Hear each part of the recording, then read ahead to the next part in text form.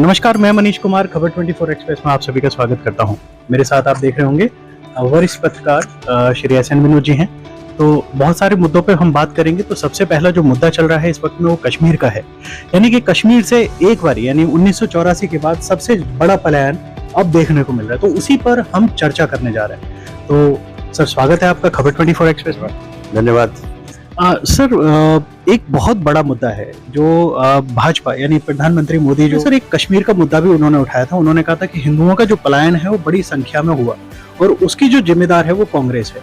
लेकिन आज के वक्त में जो पलायन आप देखने को मिल रहा है, सबसे ज्यादा पलायन यानी कि 1984 के बाद में अगर पलायन देखने को मिला तो वो अब है यानी कि 2022 में। और हिंदुओं पे यानी कि एक तरह से ये कह सकते हैं कि टारगेट किलिंग वहां पर हो रही है। तो इस पर आपकी क्या राय है सर? देखिए, यह एक बहुत बड़ी साजिश है और यह आरोप प्रत्यारोप का दौर खत्म होना चाहिए। जो हकीकत है उसे सरकार को स्वीकार करना होगा जी। और हकीकत यह है, ध्यान रखिए, अभी आपने कहा कि कांग्रेस की चर्चा की या पिछले दिनों जी। पिछले दिनों दो बड़े कदम भारतीय जनता पार्टी नेतृत्व की केंद्र सरकार ने उठाए। पहला नोटबंदी, दूसरा कश्मीर में संविधान का अनुच्छेद 370 को निरस्त करना। बिल्कुल सही बात है। इसके बाद स्वयं प्रधानमंत्री नरेंद्र मोदी और गृह मंत्री अमित शाह ने संसद के अंदर और संसद के बाहर दावा किया कि इसके बाद कश्मीर में शांति व्याप्त होगी, उद्योग धंधे लगेंगे, बाहरी निवेश होगा और अमन चैन कायम होगा। यह दावा किया गया था। ये भी कहा गया था कि हिंदुओं को वहां पे प्लॉट दिया जाएगा। हाँ, लेकिन हकीकत में क्या हो रहा आज वो सामने है। यह सीधे सीधे प्रशासन की विफलता है। आज वहां सबसे बड़े जो नीतिगत गलती जो सरकार करने जा रही है, वहां से अभी जो एक टारगेट किलिंग की बात आपने की और पलायन दो जो हो रहा है, टारगेट किलिंग सामने है। चुन चुनकर एक संप्रदाय विशेष के लोगों को मारा जा रहा है। दूसरे पलायन भी उसी संप्रदाय के लोगों को हो रहा है। सरकार कहती है कि पलायन नहीं हो रहा है और हम वहां से चूंकि वहां लोगों ने जो उस समुदाय के लोग जो है, खासकर शिक्षक समुदाय है, उसका कि हमारी पोस्टिंग बाहर की, हम कश्मीर में नहीं रहेंगे।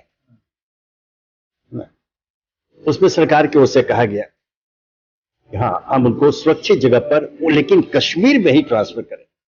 अच्छा। जबकि हकीकत यह है, आज ही एक दैनिक अखबार की जो सुर्खी है, पहली स्टोरी है कि 80% हिंदू शिक्षक वहां से पलायन कर चुके हैं, जम्मू पहुंच गए हैं। 80%। और उसके संवाददाता ने वहां घूम घूम कर ताले लगे हुए घरों को देखा।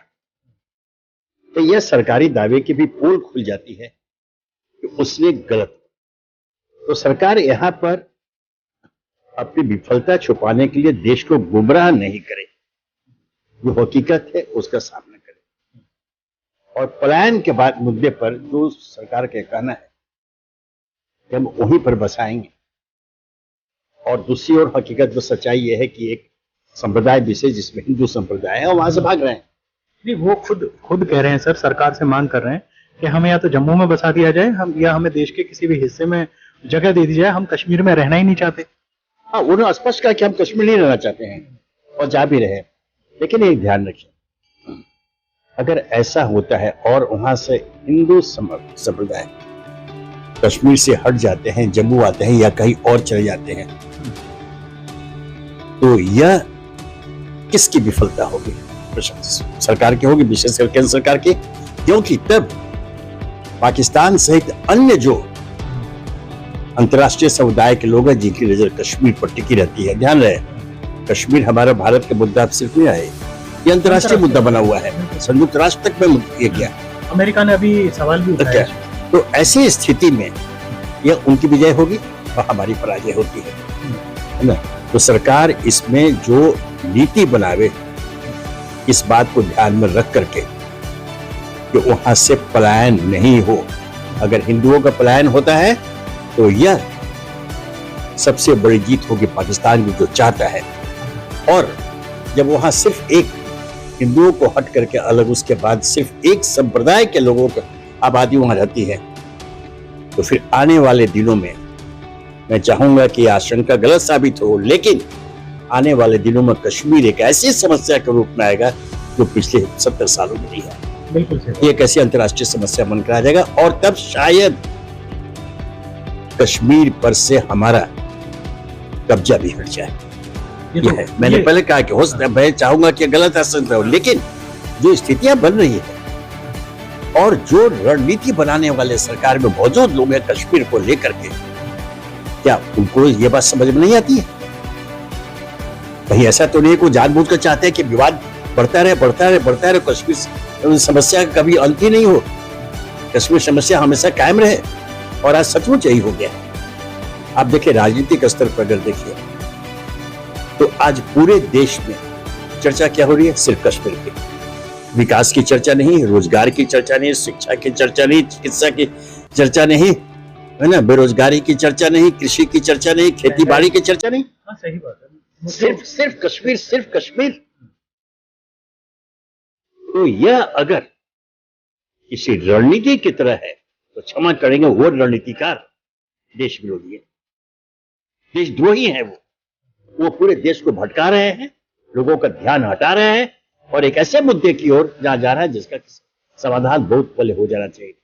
और समाधान की बात में फिर मैं बताना चाहूंगा कि कश्मीर का समाधान एक ही है। मैं बता दूं, बहुत कम लोगों को जानकारी हो चुकी, लेकिन मैं उसका प्रत्यक्षदर्शी रहा हुआ हूं। मैं और मोहन धारी आगे बैठे थे जब चंद्रशेखर प्रधानमंत्री बने थे, कांग्रेस के समर्थन पर इनके पास तो 50-52 सांसद थे, कांग्रेस से साथ दिया था, प्रधानमंत्री बने थे। चंद्रशेखर ने एक योजना बनाई कश्मीर की, सेनाधिकारियों को विश्वास में लिया, संबंधित कुछ और लोगों को विश्वास में लिया, और योजना यह बनी थी कि रातों रात वो जो पाकिस्तान अधिकृत कश्मीर है, पीओके, पाकिस्तान ऑक्युपाइड कश्मीर, वो और ये उसको लिबरेट किया जाए सेना भेज करके। ये सारी योजना बन गई थी। इसकी जानकारी तब कांग्रेस के नेता राजीव गांधी को मिली। अब वहां उनकी जो मंडली है, जो सलाहकार है, वहां चर्चा हुई, बोले कि अगर ये चंद्रशेखर कर देते हैं तो फिर तो राष्ट्रीय हीरो बन जाएंगे, उनको कौन हटा पाएगा।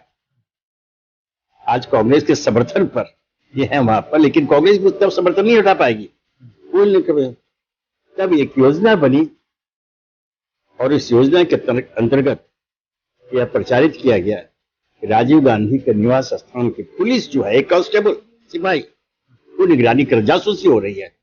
और इसको आधार बनाकर कांग्रेस ने चंद्रशेखर से समर्थन वापस ले लिया, सरकार गिर गई और योजना धरी की धरी गई। तो यह एक बात घटना हो चुकी है। कुछ इसी प्रकार की योजना सरकार को बनानी पड़ेगी, पूरे देश का समर्थन मिलेगा। एक बार निपटारा करो कांग्रेस कश्मीर का। कश्मीर बार बार क्या, कश्मीर पृथ्वी का स्वर्ग है, हमारा है कश्मीर, किसी दूसरे का उस पर अधिकार नहीं हो सकता, हमारा है, भारत का है। इसलिए एक बार कुछ ऐसा फैसला करे केंद्र सरकार, ताकि हमेशा के लिए यह विवाद समाप्त हो जाए, कोई कश्मीर का बाहर में नाम नहीं ले। सर, अगर विवाद समाप्त हो गया तो सबसे बड़ी बात है कि राजनीति जो हो रही है कश्मीर के ऊपर, एक मुद्दा खत्म हो जाएगा। और आप भी जानते हैं कि भारत में मुद्दों की जो है वो कमी है, यानी कि यहाँ रोजगार, शिक्षा या बेरोजगारी मुद्दा नहीं है। नहीं, मुद्दे बनाने पड़ेंगे। जैसे आपने कहा कि दुखद है कि इस प्रकार का कोई मुद्दा कायम है, वर्षों से आजादी के बाद से आज तक एक मुद्दा कायम है, यह तो दुखद है। यह हमारे राजनीतिक फेलियर ही नहीं, प्रशासनिक फेलियर भी है। विभिन्न पार्टियों की सरकारें रही इस बीच में, सभी दोषी इसके लिए कि उन्होंने समाधान नहीं निकाला। कोई इस तरह का किसी मुद्दे को अस्थायी बना के आप नहीं रख सकते। अगर अस्थायी बना के रखते हैं, इसका मतलब आप में उसे समाप्त करने की क्षमता नहीं है ना, आप विफल हो चुके, आप क्षमता नहीं, आप जाइए। कश्मीर के साथ भी यही, इन्होंने 370 हटाई या जो भी धाराएं हटाई, स्टेट का दर्जा छीना, इसी वजह से हुआ कि एक विशेष राज्य का दर्जा छिन जाता है तो बहुत सारी चीज़ें कश्मीर को नहीं मुहैया हो पाएंगे।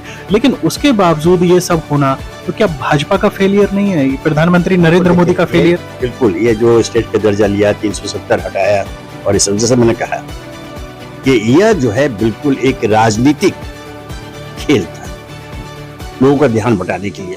मैंने कहा कि संसद से लेकर संसद के अंदर और संसद के बाहर 370 को लेकर के प्रधानमंत्री गृह मंत्री ने दावे किए, लेकिन हकीकत क्या सामने है? देखिए, कश्मीर का एक चरित्र अलग है और जो कश्मीर समस्या है देश में व्याप्त अन्य समस्याओं से बिल्कुल पृथक अलग समस्या है। इसका समाधान भी सामान्य ढंग से नहीं निकाला जा सकता। कश्मीर को वहां के कश्मीरी अपनी आत्मा मानते, ये बात को ध्यान रखिए। पृथ्वी का स्वर्ग उसे कहा जाता है, लेकिन वो भारत को भी तो भारत नहीं मानते ना, अपना भारत बहन है। मैंने कहा कि कश्मीर भारत ही का है, लेकिन वो नहीं मानते। नहीं, ऐसा नहीं है, ऐसा नहीं है, ऐसा नहीं है। एक वर्ग है, एक छोटा सा वर्ग है ना, जो किसी कारणों से हर जगह किसी कारण से ऐसा होता है। ऐसे बहुत सारे राज्यों में होता है ना। आप अगर लीजिए तो दक्षिण के प्रांतों को लीजिए, तो अगर सर्वे कराइए तो बहुत नई नई बातें आ जाएंगी। तो ऐसा है, ठीक है, कि चूंकि वो बंटवारे के समय ही यह विवाद का मुद्दा रहा, जब कश्मीर के उस समय शासक राजा हरि सिंह ने सारे दस्तावेज के साथ सरकार को सौंप दिया, विलय कर दिया कश्मीर का, हमारा हो गया वो। लेकिन एक पाकिस्तान ने दावा किया, पाकिस्तान ने सेना की कार्रवाई भी की, और आज वो, जैसे मैंने कहा, पाकिस्तान ऑक्युपाइड कश्मीर, मैं बता दूं, जिस पीओके पर पाकिस्तान का कब्जा है वो वर्तमान कश्मीर से बहुत बड़ा ही भूभाग है, वो बहुत बड़ा क्षेत्र है। आज पाकिस्तान कब्जा करके बैठा हुआ है, उसे सेना से तो ये सारे विवाद है, इसका हल एक बार तो करने का। आज पाकिस्तान ने आजादी के तुरंत बाद क्या सेना की ताकत थी आज पाकिस्तान के पास? वो हमारी जमीन लेकर के बैठ गया, आज तक हम उसको खाली नहीं करवा पाए। हमारी जमीन बैठा हुआ कश्मीर के। ये सारी बातें हैं, इसमें कहीं न कहीं हमारी जो है राजनीतिक इच्छा शक्ति का अभाव और नीतिगत जो कदम उठाए जाते हैं, जो फिर नीति बनाने वाले जो रणनीतिकार हमारे हैं, कहीं न कहीं उनकी अक्षमता सामने आई है, और इसलिए कश्मीर का विवाद चला। तो बहुत अच्छी बात है सर, आपने कश्मीर के ऊपर इतनी बेबाकी से अपनी राय दी। जाहिर सी बात है, सरकार को भी आपकी बात माननी चाहिए और सुननी चाहिए, क्योंकि आपकी बातें सुनी जाती हैं, मानी जाती हैं। आप वरिष्ठ पत्रकार हैं, बहुत सारे मौकों पर आप सलाह देते नजर आए हैं। तो सबसे बड़ी बात यह है कि सर, कश्मीर का जो मुद्दा है वो गर्म तो हमेशा से रहा ही है, लेकिन ऐसा मतलब क्या करना चाहिए सरकार को, जो हिंदुओं का जो पलायन है वहाँ पे, जो हिंदुओं की असल परेशानी है, क्योंकि इन मुद्दों की वजह से एक ही समुदाय जो है, यानी कि हिंदू समुदाय, वो पिस रहा है कहीं ना कहीं। उनके बच्चे परेशान हैं, वो खुद परेशान हैं, उनके ऊपर आतंकवादी हमले हो रहे हैं, आए दिन आतंकवादी हमले हो रहे हैं। यानी कि मेरे हिसाब से 1984 के बाद में जो अब तक सबसे ज्यादा आतंकवादी हमले हुए हैं, तो वो अब हुए हैं इन 2-3 सालों में। नहीं, तो जैसे कह रहे कि वहां क्यों भाग रहे हैं, या हिंदू है क्यों? क्योंकि हिंदू समुदाय अपने को असुरक्षित महसूस कर रहा है। यहाँ प्रशासन की विफलता हो गई, आप उसे सुरक्षा क्यों नहीं प्रदान करते हैं?